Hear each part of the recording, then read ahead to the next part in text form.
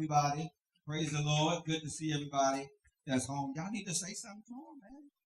Say hello to the people. Hello. There you go. Praise God. Y'all gonna have me up here by myself. But we wanted to do this series on the family, and today we want to deal with children, raising our kids, or blended families, or however you want to call it. And I think it's very important that we get the family thing right. So we got some things we're going to talk about, but I know even going through this, some things going to come out that we didn't plan to talk about. And that's how it kind of happens sometimes. But one of the scriptures I want to start out with, I brought my phone because I ain't got no table today. But one of the scriptures I want to start out with, y'all all right this morning? Y'all looking at us crazy like, ooh, they look so cute. No, don't be looking at us like that. We trying to help y'all. 1 Timothy 3:1. So we're going to go there, and I'm going to start off with this scripture because it's very important that we start out with something and get into good stuff. And we might have some funny stories. You know, you stuff up this dad story about something. Probably not true, but he probably have a story. But it says this in 1 Timothy, the 3rd chapter, starting verse 1. It said, this is the faithful saying. If a man desires the position of a bishop, that word, the Greek word, it also means superintendent, someone that oversees. But don't just, I'm talking about this not in the position of a bishop only as a bishopric, but also an overseer, superintendent of your home. Okay?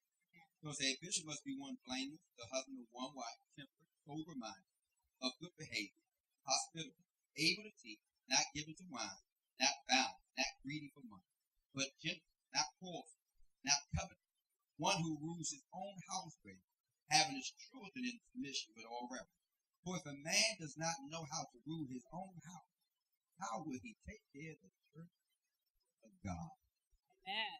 So, you know, that's just something that I think about. And I'm not trying to get a little emotional here. But I had no one teach me how to be a father. I had no one teach me how to be a father. I had no one teach me how to be a husband. I didn't have those things.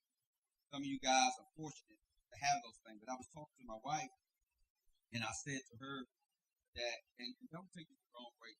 You know, I take it the wrong way. And Dan, if you watch it, don't take it the wrong way. Watch it later on. But I was telling her it was kind of beneficial that I wasn't raised by my dad. And some of you might look at it like, nah, you need the father. Yes, you do. I understand. But the way my father was raised, and the way even now how they do things really would have affected my life to the point I don't even know if I would have became 40. Or maybe I would have, but it would have been more harder. My father's side of the family is not knocking down and anything like that, but they are not spiritual people at all. I have an uncle. He watches but I have an uncle he's a millionaire. I got from my father's side of the family. You know, so I guess I should get some of that right. No, it didn't work out that way. But anyway, but I have a couple of them. One time he came to see me preach one time for my travels. I never did it. And he passed the plate around. So he got money. He looked at it like, and he passed it on. One day we talked, he said, I'd never give my money, not even a dollar, not anything at all.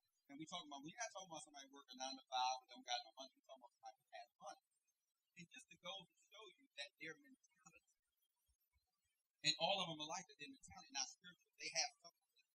So imagine if I was raised in that same type of atmosphere or mentality, then what would have happened? And this is very important. What would have happened was I would have been so engulfed in that way of living, I would have transferred that same way of thinking to my children. And then it would affect my life. So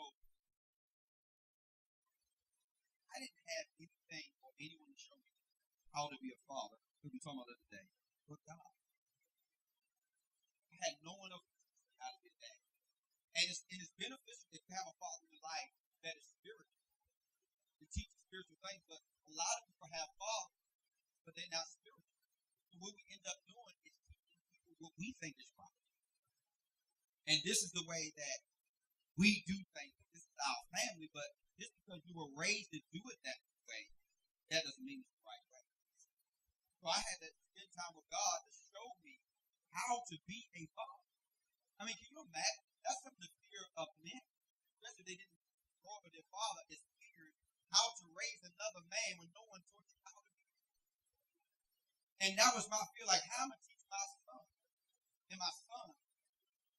be a man when no one ever taught me how to be a man? I'm going to raise a daughter. That's my greatest fear.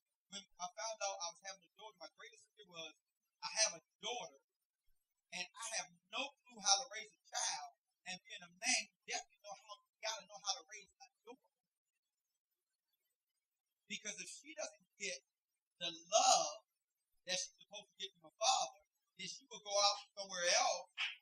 And that's what's going on in the church today, that women are going around looking for a love that they never received from their father. And they don't understand that they're doing that. So what I do is I love my daughter, but these things God had to show me how to raise my kids. So we're going to talk about some things, and I know you stuff in the future, they have some things, my wife has some things she's going to talk about. So, as we're talking, they're just going to interject. But there's some things that they will say that's going to help out. But I want to read this one more scripture, and then we're going to get right into the nitty-gritty. Is that all right? Y'all know this one, right? Proverbs 22:6. It said, train up a child in the way he should go, and when he is old, he will not what? Depart from it. So, if you really research that word train up, it means to narrow, to raise them narrow. Meaning, don't give your kids so many options to choose. Y'all just listen up that. Sometimes we give them so many options to choose. That's why, in how we train them, this is why they pick other things instead of things of God. You made a broad option. You didn't teach them to choose the things of God over the things of God. So, me and my wife was talking about this. But me and my wife was talking about something very interesting. The scripture said, train up a child the way she should go when they get older. So whose job is to train? Our job. So when a child is bad, as we say, or mischievous, who did that? We did. Give you a class example. I was doing some studying on something that's amazing. It says, if you tell your child to stop the first time, and the second time, and you say you're going to punish him or you're going to spank him or whatever, right? First time, second time, third time, fourth time, fifth time. Let's say 5 times, right? You constantly, consistently do that. Now you just trained your child to respond after 5 times. So now we say, why are you so hard-headed? You trained them that way. No. Because see, this will trip me out. Y'all blame the kids all the time. So we train them to not listen the first time. So if I say, Johnny, I'm like, Johnny, don't know. Johnny, no. But if I use Johnny and I told Johnny, if you don't do this, I'm going to take your PlayStation away, right? If you don't do it then Johnny knows you did it after the 5th time, now you train Johnny to always respond, now that you say something first. And now we say, I don't know what I'm going to do with this child. He hard-headed or she hard-headed. Oh my God. Johnny would always think he had options. Won't listen to you the first time. He'll say, well, the last time I got away with it, so I'm going to try it again next time. Then he'll keep trying. And that's how you train. I mean, think about it. I mean, we kind of, it's like how we do things with our kids. And then another thing we do sometimes, scripture will train the child where he should go. And this is so key to me because this is something that God taught me. Some of y'all are so lawful and legalistic with your children. That's why when they get out of your house, this is why they go buck wild. No, the scripture clearly teaches it. The law kills, the spirit gives life. I tell y'all all the time, I don't make my kids. When they were real little, yeah, they come. They can't stay home by themselves. But now when they get a certain age, I give them the choice. I train them how to live for God. I don't make them live for God. Because if I force them to live for God, then guess what? Later on, they're going to choose not to live for God. Are you hearing me a little bit?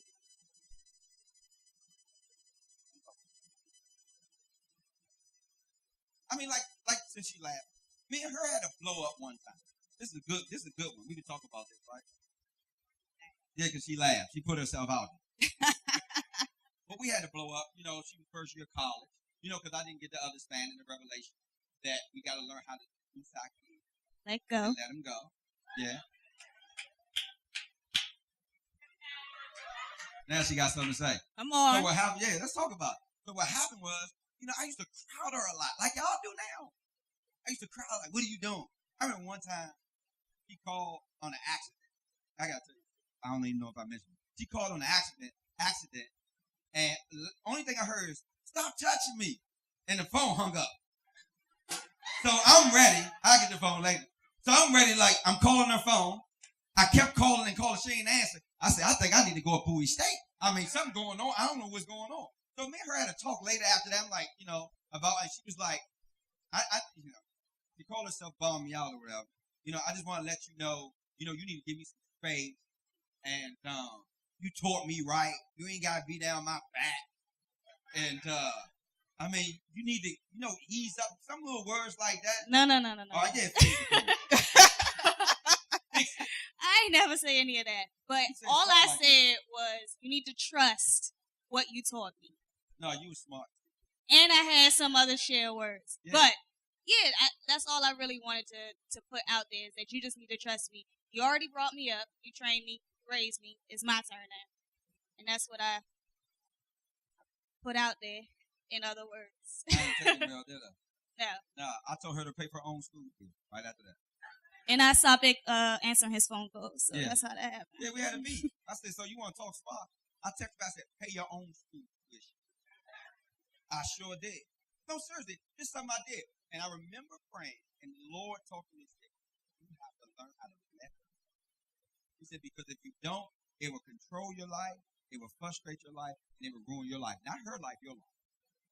Because you'll be so fixated on fixing her life. This ain't a Yana fix my life type of thing.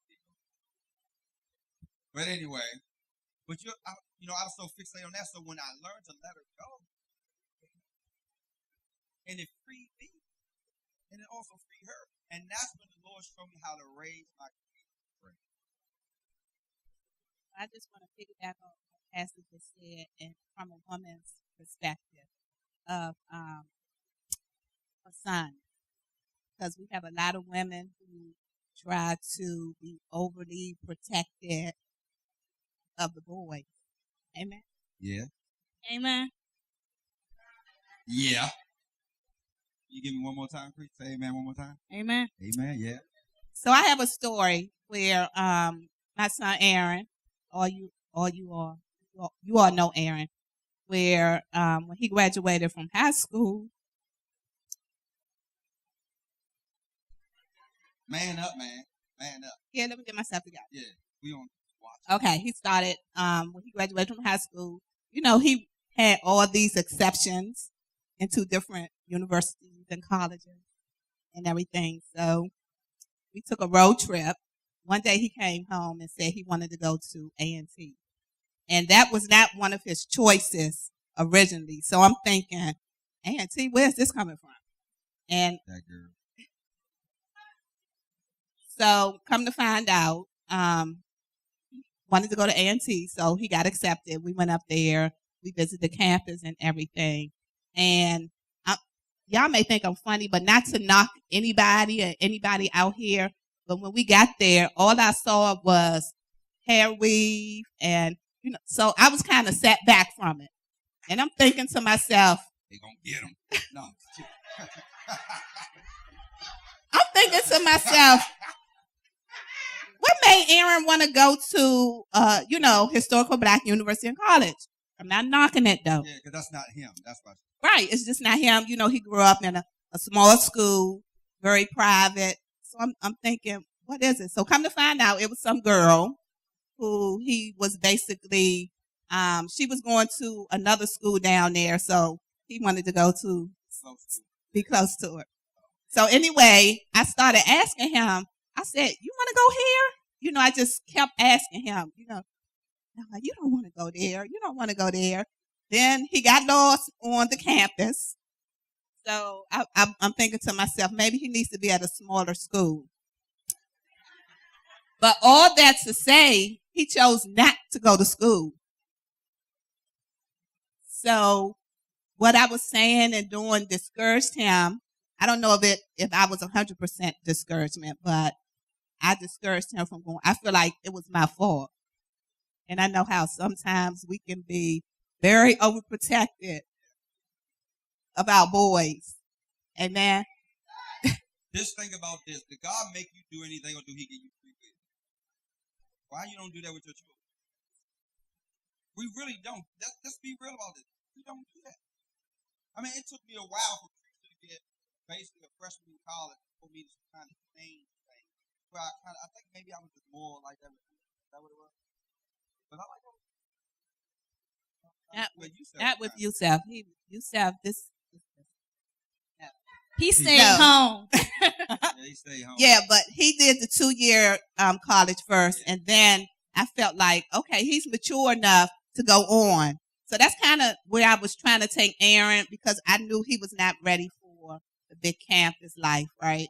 So, That's you.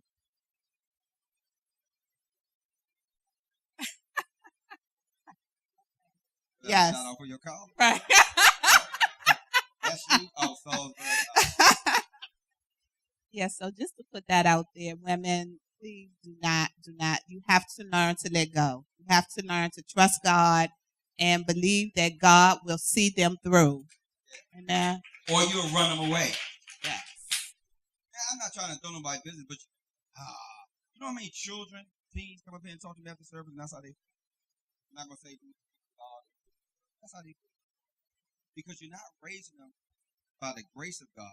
You're trying to give them law. Do this, do that, do that, do this, don't do that. But you're not training. Sometimes that comes from the way that you were trained or the way you were brought up. So you feel like this is how we're going to do it because this is how my mom and my dad did it to me. So now this is how it's going to be done. Yeah, we got to change. And I know sometimes you're like, if I do that, they're going to do whatever. Do you do whatever? You can get away with stuff, but do you do whatever that you can get away with? No, because you love God. So you got to do that with your children. And you can't just be like, do this, do that. I mean, we correct our children. We went through some things. We had to thank them and correct them. We're not saying you don't have to do that. I mean, especially with Yusef, he's a good son now. But I remember years ago, let's talk about this story. Yeah. Years ago, his mom was on the phone. Y'all know. But his mom was on the phone. She called me like 11 o'clock at night. Talking about, you need to come and get Yusef. And Yusef was just in the background like showing off. You could call him. Don't matter. Don't matter. His whoopings don't hurt. Them things don't hurt me. Just call him. I mean, just acting up. I said, oh, yeah. I said, babe, I'm going to have to go to his mom. I got to take care of it. So I left my house 11:30 in the morning, living in Waldorf, went all the way to Central Avenue, 11:30 at night. So I was already hot that I had to drive. So I knock on the door. She opened up the door. But until he saw me, his eyes got real big. That was the first and last whooping I ever gave. Never had to deal with him again. But the thing is, when you have to do it, you have to do it. But the thing is, you can't, that's another mistake we do. Spare the rod, spoil the child, things like that. But the scripture also talking about when you thank somebody, you got to give them wisdom with it as well. So you got to talk to them about a lot of times. We just go hang. I beat you because I love you. Right. Yeah. That's crazy. Yeah, as you beating them, you love them. I don't feel love while you. I'd like to interject on that. Yeah, go ahead, interject. Yes. I am the most behaved child now. But, yes, growing up. Josh is not the most behaved. Josh is. No. But, I feel like I'm the most well-behaved, most respectful child. He has the biggest heart. There we go. Like his dad. Thank you. And, but yeah, growing up, I used to get spankings a lot. Like, a lot. I mean, like, a lot. Like, my last spanking was at age 17. Like, I got... Anyway, so, yeah, I used to get a spanking probably on an average of 3 or 4 times per week.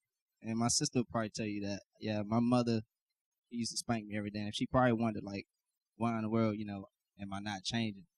But, it says train up a child when they're older.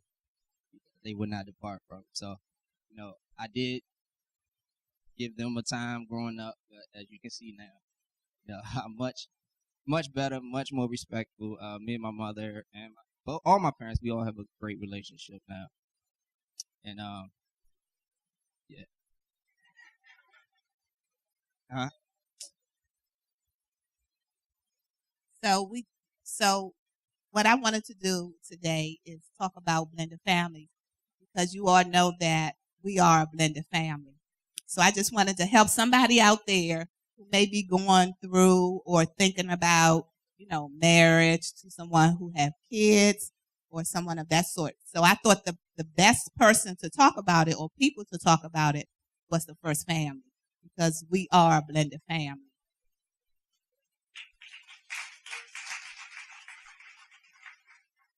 Yeah. I know you said you want to talk about, but we are. I mean, I had both of my kids when I was young. I was 17. Then I was 19 when I had Yusuf. I was 17 when I had Lucretia. Don't judge. Don't judge. Don't judge. But God still got the glory out of my life. Amen. And even as even as a young father, I still had to, when I talked to this about my wife, I just started crying because I was like, I had no idea what I'm gonna do with two children at night. What I'm gonna do?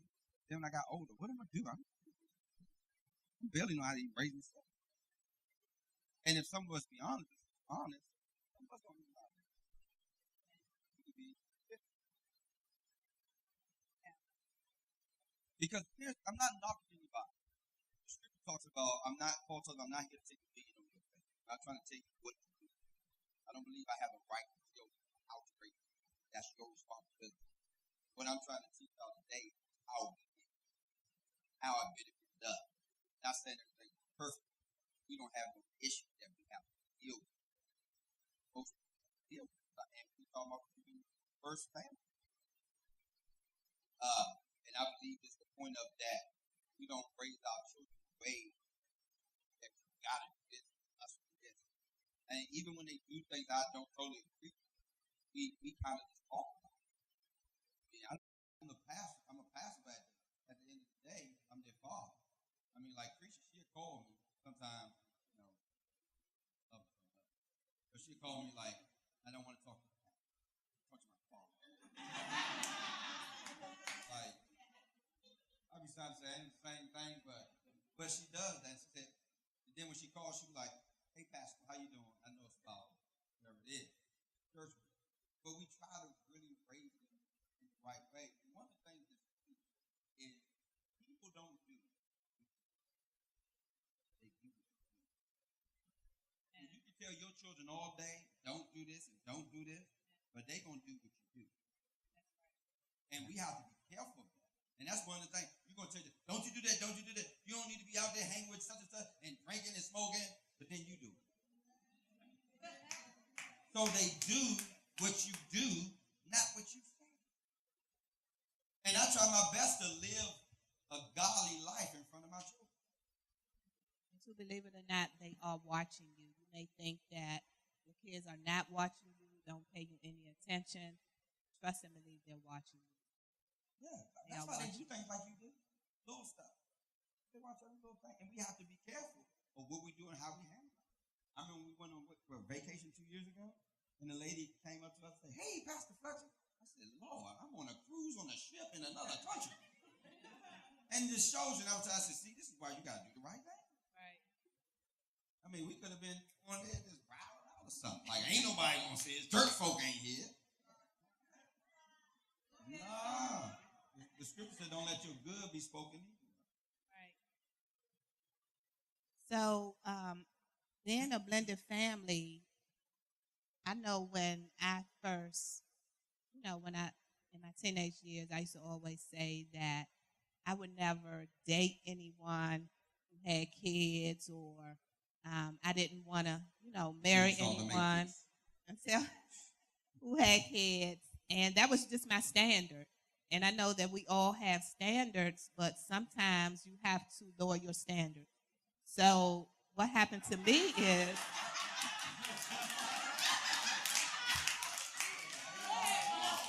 I I agreed to go out with Pastor because he was cute. Even though he had 2 kids, he still was cute, right?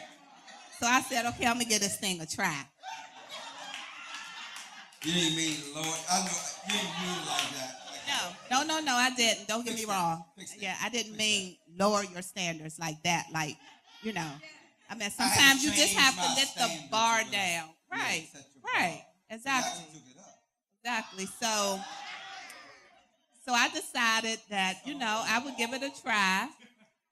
But I didn't want to be the one, and we all say this, I didn't want to deal with the baby mama drama and all that, but then I had to realize that I had a son too. So it's like, but what drama would he be dealing with, right? So it could go either way. So as, we did. Don't touch me now.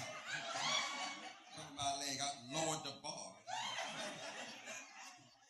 So as we began to date and go out and, things became serious, I knew that if I wanted to be with him, I had to be with him. Kind of like a package deal, right? We call it a package deal. So it's like you either take half or, none, or you take it all. So I chose to take it all. Oh, not all of me. All the kids. And that was a choice that I had to make. And I knew that I couldn't do it alone. I knew that I needed God to show me, because again, I had one child. But then when you talk about blended families, you talk about, families coming together from different environments, different rules and different standards. So you have to try to kind of be in the middle, and you have to accommodate them. You have to make them feel loved and make them feel as one, right? So you have to treat them all the same. You can't treat some this way and treat the other ones that way. And you have to treat everybody the same. So that was something that, as the years went through, I struggled with it a little bit at the beginning. Not really from a standpoint where I didn't want to do it, but I was having resistance from other places within the relationship.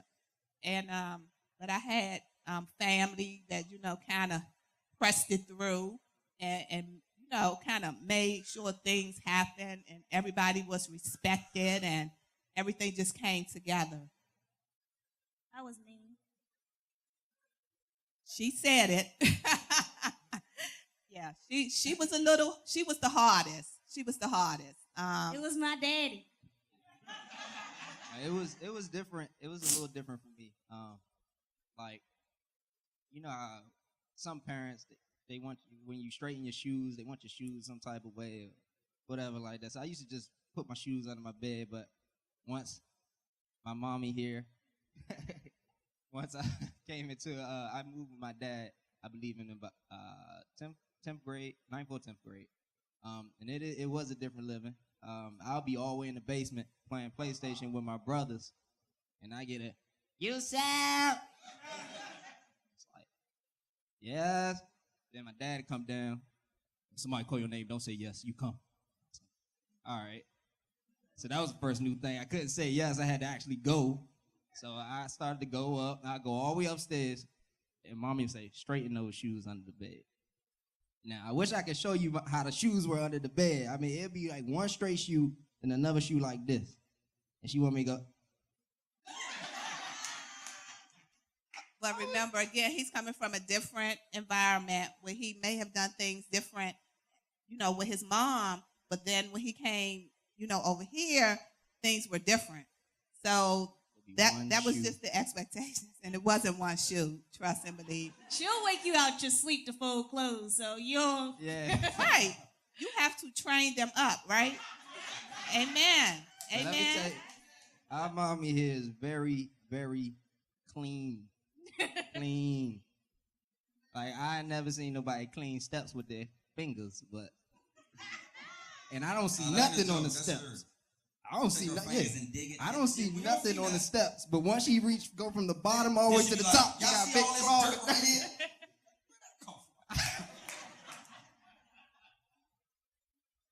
Okay, so now I feel like it's the ladies against the men, but No, y'all ladies no. know what I mean when y'all clean y'all house. But you Amen. know, one of the things that's key is that we don't use the word step. We never use that word. Not stepchild, not stepmother. That's why Right. you keep saying my mommy here.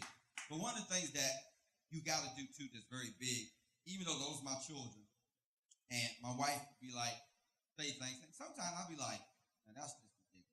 You know? But I'm not going to tell them that. That's what she wanted done, so I'm going to tell her. Like, it'd be like 7 o'clock at night, and, you know, and they ain't make up the bed. And I'm like, they about to go to bed about an hour and a half. She be like, nah, they need to come upstairs and make this bed. I be like, babe, it's like 7:30. They about to get in the bed. She said, boo, I ain't never lived in no house when you wake up and the bed ain't made. That's the first thing. Cause she said, come on now. That's the first thing you do when you get up is make up the bed. So I go downstairs and say, y'all gotta make up the bed. They're like, we about to go to bed in a minute. I said, y'all need to go upstairs and make up that bed right now. And you know, Creature, she'd be mad about it. Get a little attitude. Especially like if she coming in laying in the room, and mommy coming in and lift up her feet like, your feet stink, you need to take a shower, you need to wash them feet. And that's only because Creature, like I said, Creature was the hardest. She was a little rebellious. So I knew that I really had to work with her because it was in her. I knew it was there, but she was being rebellious, again, like she said, because of her dad, right? So I knew that I had to keep on, you know, pushing and pushing and pushing. And as she got older, I think it really paid off because one day I was talking to her on the phone and she told me that, I think she said she was cleaning the whole house, or no, she was staying in the house with some college mates. And she had called me and was telling me how trifling they were, and I'm on the phone like this. No, that house was horrible, y'all. Like they had dirty, like dirt boots on the kitchen sink. Like it was horrible. So I know that, you know, something that, you know, I contributed had, you know, really paid off at the end. Let me ask the kids something while they're here. So I know some kids might want to hear, watching, screaming or something. How did y'all deal with it? You know, us as people say blended family, we just say family. We saying blended for the sake of you guys here today. Or just how we raised you guys. Just something that can help you out. Whatever you have to say. Either one of them. Well, clearly, y'all already know I can be mean. And I did give both of them actually a hard time. Go ahead. But I actually, I mean, growing up in the household, like I only really stayed with them in the summertime, but it took a lot getting used to, especially being the only girl. I have 3 younger brothers. So I was singled out. I felt sometimes lonely, but it was the communication that allowed us to kind of work through it all. So eventually I did start talking to mommy here and then my dad, and we'll sometimes have like little family nights. And it kind of helped a lot, especially eventually we all went to the same school, so that was interesting. But actually, it's different. Like I said, coming from 2 different households, because he moved in with them, but I still hopped a lot. So it was like sometimes I'm on the outskirts, and then when I come with them, it's like I never left. It's like I'm still in the family, and that's something that I appreciated, especially with my brothers. Happy to see me. Now they only call me for rides and money, but it's still a pleasure. It's different. It's not something that you say, hey, I wish for a blended family, but it works, especially if you both and everybody in the household put in the work to do so.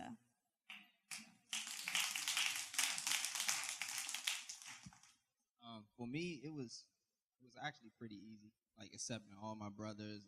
Well, Josh wasn't born yet, but Aaron, you know, immediately once we joined families, it was never like, to me, it was never like, oh, you know, accepting another mom into my family or anything like that. It was just, I don't know, it just clicked. it connected. Everything worked. Me and Aaron from the beginning, we kind of always had that nice brother bond relationship. So it was nothing that I really struggled with. I think coming up being a blended feather, blended family. But, yeah. So the other day when we were in the car and I was telling Josh, that we were going to speak, and I tried to get Josh to come up here, but Josh was like, I don't know what to say. So I was telling him that I said we're going to talk. I said we're going to talk about blended family. We're just going to just talk about it, freestyling. He said, "What's that?" So I was like, "Oh, okay." So it took me to a story when Aaron was in 8th grade. He was in math class, and we all know what blended numbers are. Right? So they were doing blended numbers in the math class, and I think the teacher may have used the example like a blended family. And I don't know if he singled Aaron out or pointed Aaron out because he knew Aaron had other brothers and sisters at the school. But so later on, I got a phone call from the teacher, and he was saying that he wanted to apologize to me because today they had a lesson on blended, and he know that Aaron is a blended family, and he has stepsisters and brothers. And I was like, ho, ho, ho, ho, ho. I said, we don't even use that word in our house. Step nothing. Nobody is a step nothing. We're all family. So I began to explain to him that I don't think Aaron was affected by it because Aaron don't even know what step is. So I asked Aaron, I said, did you get offended in class today? He was like, for what? I said, because you all were talking about blended families, step numbers and things like that. He was like, what? He was like, no. So just to tell you that we don't talk as if we're step anything. We are a family. Right, and I know one time we were all at school, like Preacher said, we all ended up attending the same school, and I remember one time when I first, because I came a year after everybody for a reason, but He failed on purpose. I didn't fail on purpose, but yeah, I ended up going to Clinton a year later, and but it was a incident one time, or a time when Aaron friends was, Aaron was telling them, that his brother had came now, and I was here at the school, and one time they was like, oh, this is your brother right here, and he was like, yeah, he was like, y'all look nothing alike, and Aaron was like, okay, and then he was just like, he was like, was he your stepbrother or something? He was like, no, that's my brother, and so like we never, like they said, we never used step. We never did anything like that. And when people ask me, is that my brother, or they say we don't look alike, something, they say his hair nicer than mine. I said, yeah, it is. But anyway, but yeah, I never say step brother. I always call him my brother. That, and yeah, vice versa. But the main thing is men. Let me just say this to men. You can't raise a family based on what you think it should be. You should raise your family based on how the Spirit of God is leading you to do it. By the Word, and also by how the Holy Spirit is leading you to do it. I'm not telling them they got to do this and got to. I teach them. When they make mistakes, I teach them. Teach them certain things, how to live. About the Word. I even encourage them to read certain books, like the books I may tell you guys to read. I try to get my kids to read. Because when I know they don't like to talk about this, but I say this all the time. When I leave here, the most important thing I want to have for you, not no money or no house or all this stuff. The most important thing I want for my children when I leave here is them to know God and know His voice. That's the most important thing to me, to leave that legacy. I know everybody ain't gonna get a lot of clap. If I say some money, I'll probably be whoo. But that's the most important thing it is. And the scripture said, train up a child where he should go. Are you training your children spiritually? Or are you training your children so you can have fun with them? Like that's cute, that's this, that's that. No. Are you training the way God is leading you to do?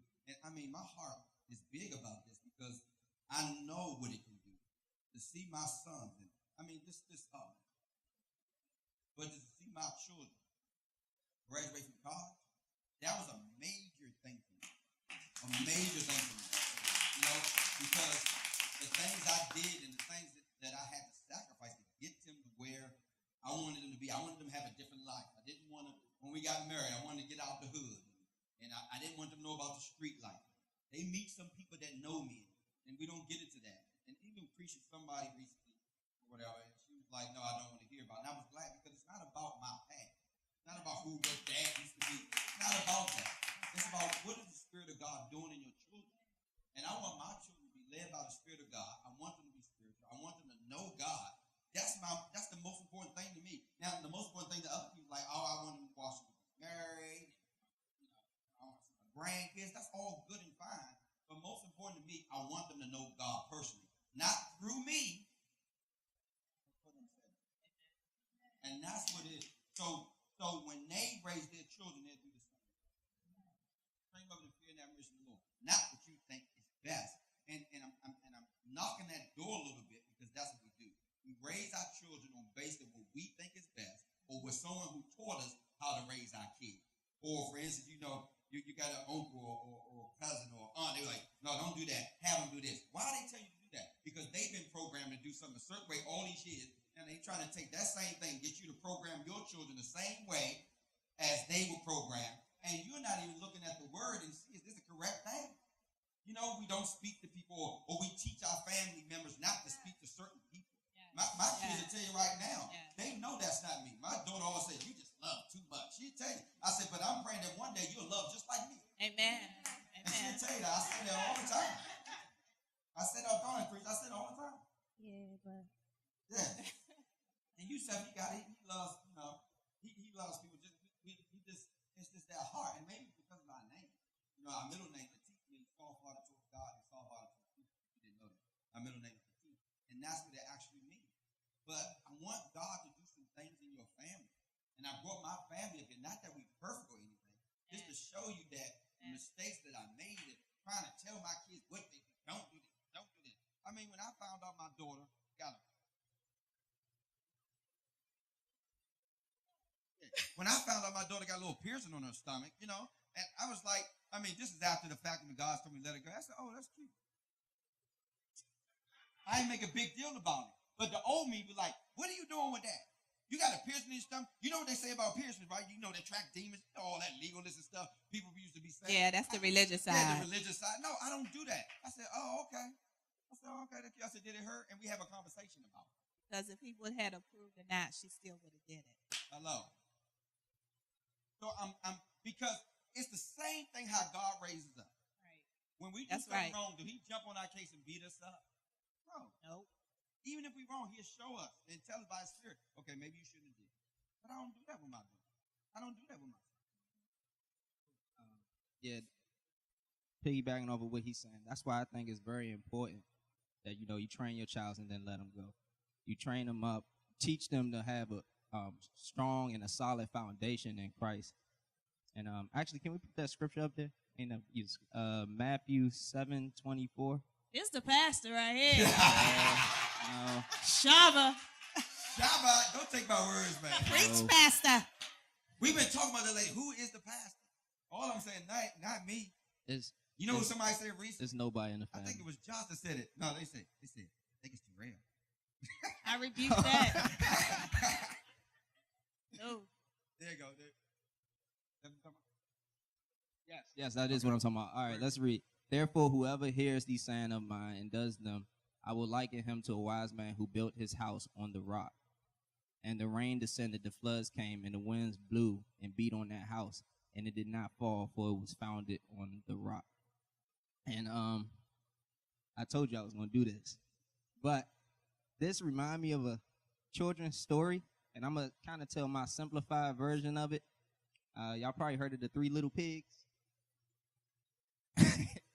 Y'all see where I'm going in a minute. But so the pigs, they wanted to build this house, and they were actually on their way to a brick house, some place to get bricks. But on the way, they saw a man carrying straw, and so they asked the man if they can use his straw to build their house, the three pigs.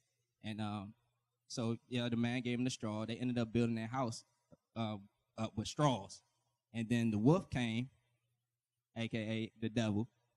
The wolf came And then it was like, he was hungry. He wanted to get to the pigs. He wanted to drag them out. He wanted to knock them over. He wanted to eat them, kill them, make them fall. Everything that the devil wished upon us. And so I'm preaching good. Oh my gosh. Hey, look. Look, when you hear it yourself, you know it's on. It's on. Just take it, son. Just take it.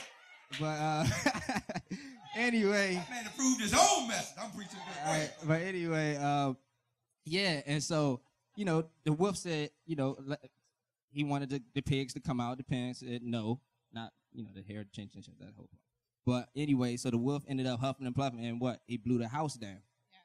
So and then he ate one of the pigs, by the way. That's besides. But then they saw another man on their way to the brick house, and they saw a man who had sticks.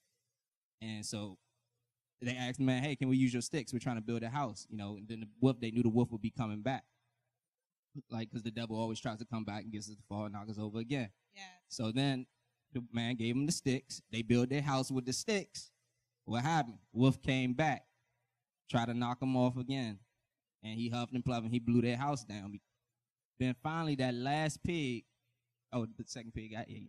But finally the last pig, he said, he's not going to wait for another man to come by, but he's going to actually go take the time and get to that brick house so he can get some bricks to build his house on a solid, strong foundation. And so he got the bricks, and they built his house upon something solid, the bricks.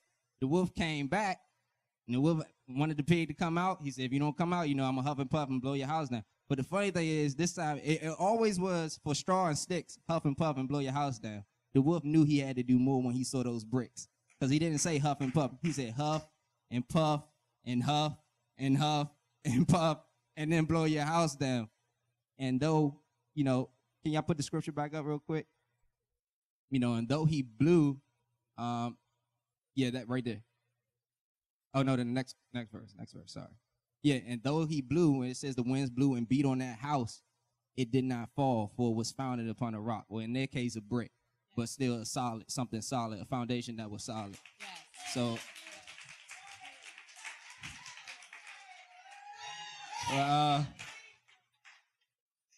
amen. All right. Hey, tell me the story so I can say it. Wait, no. So, oh, they breaking you seeds, bro.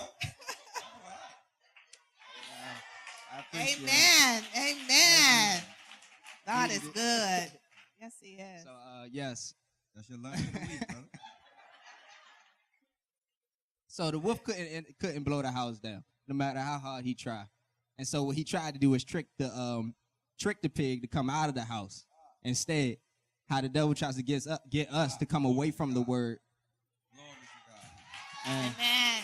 Amen. That's good.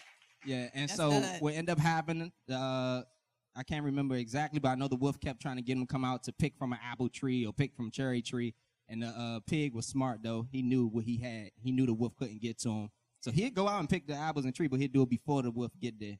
Yeah. And when he came back, the wolf be like, hey, you went to pick him without me or something, and whatever. But that whole thing is the pig was smart. And now that he was rooted and grounded in the word or in a solid foundation, he knew that wolf could not get to him. So the wolf tried to do something, and he tried to go down the chimney then. He said, well, I'll come down your chimney. But like I said, when you rooted and grounded, the devil can't get to you. And so what ended up happening, he said, okay. The pig ended up putting a pot of fire right under the chimney. Guess what? The wolf fell right down into the pot. That's burnt. Right. Pig ate the wolf. You got to trick the enemy. Yes. So I just wanted to share that. Hopefully it helped. Amen. Amen. Amen. That was good. Amen. Jesus. Yes. Amen. Amen. Amen. Chris, you got a story? Hallelujah. And that's what we try to do is instill foundation in our kids. We don't do it in a legalistic way or push it down there. And I think sometimes when people may think as a pastor home that sometimes I don't know about everybody else. In our house, we don't do that. Try to give him a place of grace. You know, and I thank God for what He has done in our family. Because most people, if we don't tell them, they won't know. They won't know. I mean, they'll look at me one time, the lady said, "Your son Aaron look just like you." I'm like, oh, okay. And I don't go into details, like, no, no, we don't do that. And then they look at my wife. You don't look like you birthed 4 kids. Like, oh, praise the Lord, you know. And just keep it moving. We don't sit up here and tell the whole story. No. Because if we tell the whole story, then we kind of dividing and trying to tell somebody how we came together. Exactly. Not we together. We are family. And with you guys, blended family, we're just using that for the sake of this message. For family, period, you got to learn how to raise your children in fear and admiration of the Lord. You got to make sure you do what you say. Because they're going to do what you do, not what you say. And it's very important to do that. And a lot of times we don't want our children to do certain things or how they do this or how they hear this. You got to watch who they're around. When my kids were young, I watched who house they went on. I don't care if they were family. I mean, that's just me. But, you know, it's just that you got to guard them. And especially when they're at a certain age, you really got to guard children. You just can't have everybody around them. I don't care if it is cousin boo-boo and you know him for 25 years. But how's his mouth when he talks? Yes. What is he watching on TV? Amen. What is he bumping in the car when your children in the back seat? All that can affect your children's minds. All of it. And we don't think about that. Now, let me just give you a story. Before I got to church, where I was in church, my kids preaching youth stuff. I wasn't in church when I first had them. So, you know, I listened to everything in the Word. But when they got in their car, I was on Heaven 15. No, sir. I had enough sense to know they don't need to listen to what I'm listening to. So I was very cautious about what they heard. Even though I wasn't doing the right thing, I was messed up. Yeah, I was. But once I got born again and started serving God, I transformed all that, and I wanted to deposit that in my kids. And I think that's what you guys got to do. We focus so much on material stuff with our children that we don't focus on the spiritual aspects of the thing. We focus on the shoes, the clothes, the outfits, where they're born, and all that. That's all good for them to walk on this earth and be clothed. What I'm saying, the most important thing about your children is spiritual. They come to church sometimes, just don't want to be here, and they just got this. I don't like church. You need to ask yourself what you've been doing, how you've been trained. It ain't just the kids, it's something at home. It begins at home. Yeah. Everything, how they act. School, church, I don't want to lift my hands. Why not? They don't see you worshiping at home. You get what I'm saying? Why is it foreign? My children tell you, sometimes they hear me praying in tongues all through the house, in my room or whatever. I'm always doing it constantly. And I try to encourage them to do it. I don't say to them, hey, you better go in the room and pray. You need to get in that word. I'm not doing it. I just try to live that life before them so they can see it. Amen. Amen. Let's try to do that for them. And so they can get strengthened. And, you know, one of the things, my daughter, she's about to get married August 5th. And, you know, some things the Lord wanted me to do in them. You know, they had told me something. I didn't explain all this, and I won't explain it. But they had told me something, and I told them not to do it. And my daughter, I think she thought it was named so because I didn't want her to do something, but it wasn't about that. It was something the Lord wanted me to impart in him. You know, I'm explaining this to you in front of everybody, even though they don't know it. It's something God wanted me to impart in him. And imparting in him will be imparted to her. So you can't do things and leave before you see them when God has a word that's coming in your life. You know, it ain't got nothing to do with her personally or their marriage. It's what God wanted me to put in this name. And it's a reason for it. Just like at the beginning when I was talking about not having that father there, there's some things that God wanted me to impart to my soon-to-be son-in-law that he haven't had imparted to him by a male figure spiritually. And there's something that I have to do that God wants me to do in his life. And, you know, and it's tough. And, I mean, even being a husband, I don't know. I don't quite see how being a husband. You know what I mean? But what I did was look like God treated the church. And that's how I kept looking at it. Perfect example. I kept on looking at it. Yes.